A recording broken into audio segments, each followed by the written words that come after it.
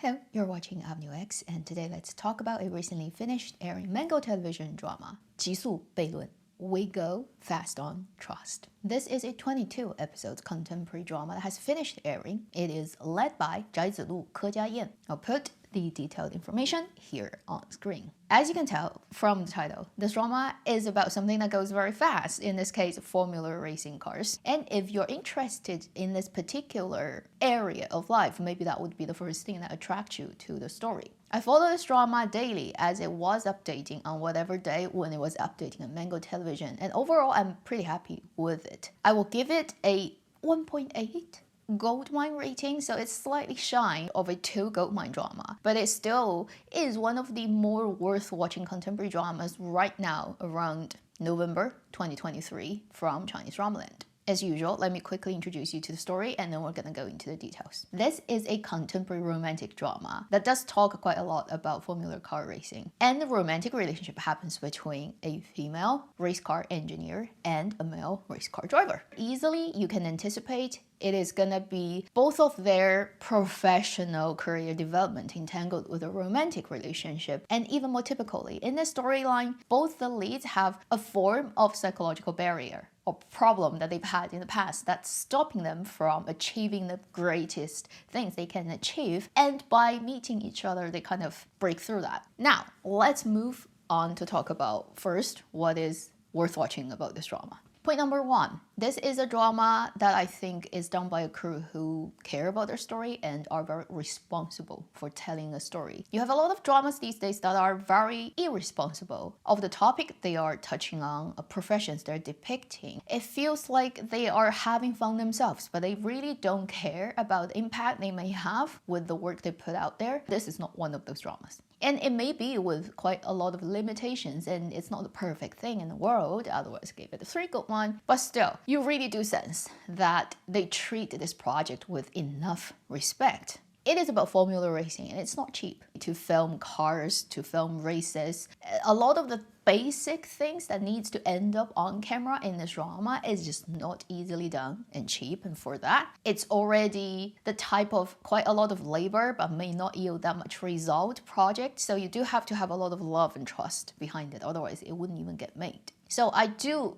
appreciate Mango's monsoon series of dramas. It usually puts out better dramas than its other dramas. The basic logics, the character setups, the arcs, the designs of things are overall very acceptable. So this is a production standard plus storytelling attitude-wise, very qualified contemporary drama. Number two, the best thing, and the thing that really kept me there, although during watching this drama there are times when I do feel, this part is just speed through, but it still made me click back to it every day while it was airing. And I would say that's mostly due to the very good casting choices of the two leads, Chia-yen and Zhai Zilu. I admit I went into this drama purely because I saw Chia-yen's name. I didn't know that she has this drama, a contemporary drama, where she, I think, is the only actress from Taiwan and everybody else is from mainland, playing a main lead role in a Mango television drama. Like, I totally didn't even know that. So I was very intrigued about this makeup of the team and what they're trying to do. And I went in this drama for her. First, I would say I'm very happy. She's a very, very good actress, and she really can play a wide range of characters who are totally different in their personality. Instantly, she can convince you that she is that character. And in this drama, her character, if you've watched Someday or One Day, is more like the Chen Yunru, the 1990s girl. She makes you believe everything about her character.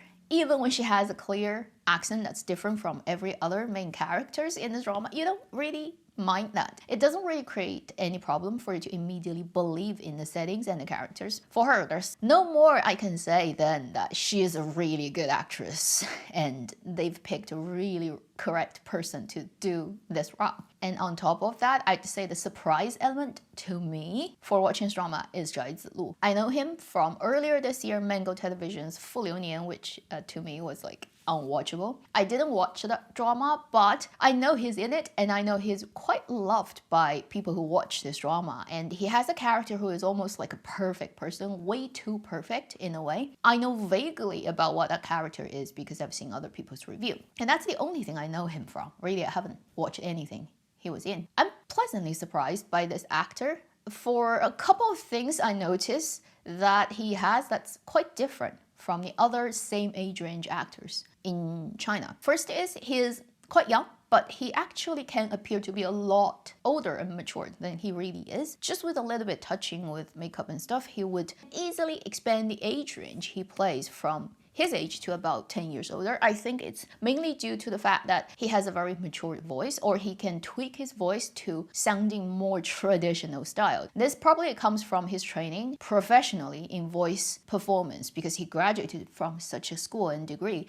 And I've seen his video online reciting poetry on stage with the very traditional old-fashioned poetry reciting style, and you totally cannot tell it's him. So as an actor, that's a great tool that he can use at any time if he wants to design a character with a voice. A lot of young actors don't have that these days in Chinese drama, unfortunately, and a lot of them cannot even do the basic line delivery. So that's one thing this actor can do that I didn't know. The other thing is, I think throughout the acting of this drama, although I don't think he's the best actor out there, he is very genuine and candid, and he's not afraid of not having makeup and then completely ugly cry. He basically does not mind that he may not look perfect all the time on camera. I think that shows at least this young actor thinks his character is ahead of him in terms of importance. His image as himself comes second to the image of the character, and I think at least that's a right attitude for an actor to have. Let's just hope that no significant house collapsing situation happens. Unfortunately, these days you can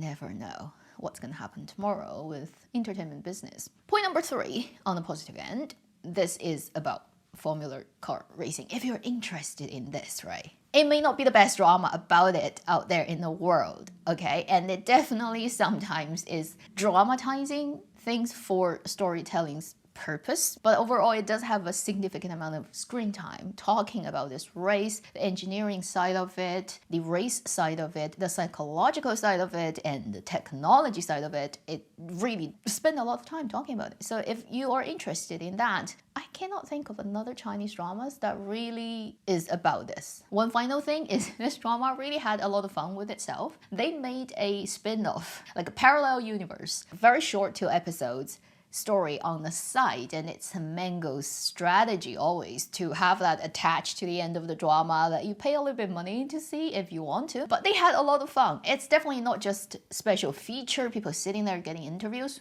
although they do have that also. But they did a 2 episodes upper and lower part in a parallel universe where it's still these people, but their roles and their jobs are completely switched and changed. They had a lot of fun making those, I can tell. They even play with the fact that because Chia-yen comes from Taiwan, so in the alternative universe, other characters also speak with Taiwan accent, but then they can't do it perfectly, so it still sounds a bit weird, but it's fun. I think this shows this is a drama made by people who ultimately really love storytelling. I appreciate that, and I had a lot of fun with the alternative universe story. Now let's talk about what's not perfect about this drama. Yeah, it's not perfect. I wish it could be. Point number 1, it actually is still too long, because this drama has clear parts where you want to speed through. I think 16 episodes will be perfect for the story. You can cut a lot of those redundant supporting role story out, because really they do very little to the quality of the storytelling. They just are there as fillers. Think about the Korean dramas or even like Japanese dramas that usually runs about 16 or 11 episodes. That would be the perfect body. Number 2, related to that, is the problem with the sidekicks. This drama has a clear chasm between the writing quality and almost like believability of the tier 1 characters, which include male lead, female lead, probably male lead's sister. Like these 3 are the most important characters, and they are treated with a lot of more love, I mean on script level, to get fully developed, to get a lot of details, and to be thought through as realistic people, as realistic as possible. Whereas the sidekick group, who are mostly the male lead's engineering team, his best friends, who kind of stuck with him through the whole thing from day 1 in the garage, mending cars to get money to support their professional racing. That group of people, they are very, very paper thin and very 2-dimensional and very cartoon-like characters. It's like when you look at a male lead and female lead character, they are like three-dimensional, 3D reality people. But immediately when you switch the camera onto that group of his best friends sitting there being the sidekicks, they become animation.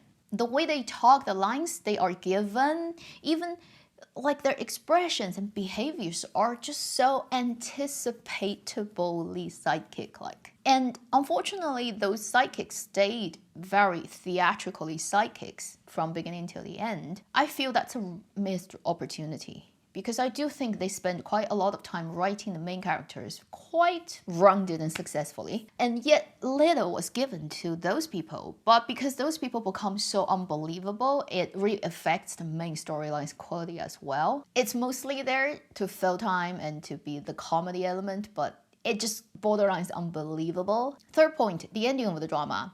It's not bad, but it does not pay off. You're waiting for a punch at the end of a drama as such, particularly when it's talking about formula racing. The ending is like, and it ended. They ended with the slowest possible way of like doing slow motion montage, and it really doesn't give you any plot-wise, character-wise, any type of satisfaction. You're not gonna just like give me even one like tiny like 5 minutes of a race or something that just excites me, because you're talking about car racing throughout the whole thing, and it just ends with this happy MV style thing, and it ends on very relaxed energy. Could have been done so much better. One last thing is not so important, I think, but it only happens when I finish watching the drama and actually sat down and think through it. I feel the drama puts a little bit too much weight on the female lead character in terms of her arc.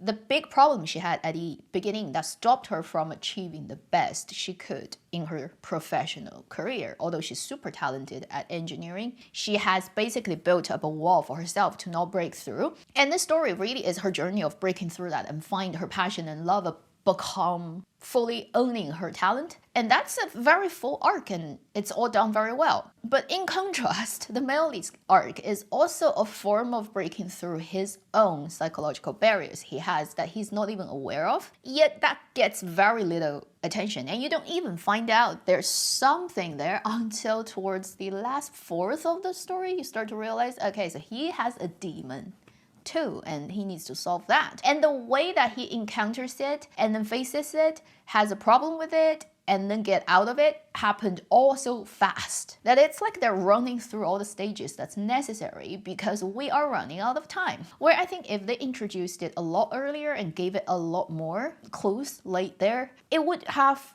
happened a lot more naturally, and it would work much better, and it would balance out basically the female lead's problem and the male lead's problem. You'll see that they're counterweighting each other in everything, in their professional career development, in their psychological, so breaking through that thing, and like I help you, you help me out, so that's like 双向奔赴, right? Running towards each other, the classic love story. Unfortunately, in this drama, the female lead story is overpowering, like a lot more than the male lead, and the male lead story gets rushed quite a lot towards the end. Again, not detrimental, but if they can fix all those problems, this drama can easily be at least a 2.5 or even close to 3, I think. And if you have to pick a Mango television drama to watch that's going on right now or has just finished airing around November 2023, pick this one. Thank you for watching Avenue X. I'll see you in my next video. Meanwhile, live long and happy drama watching.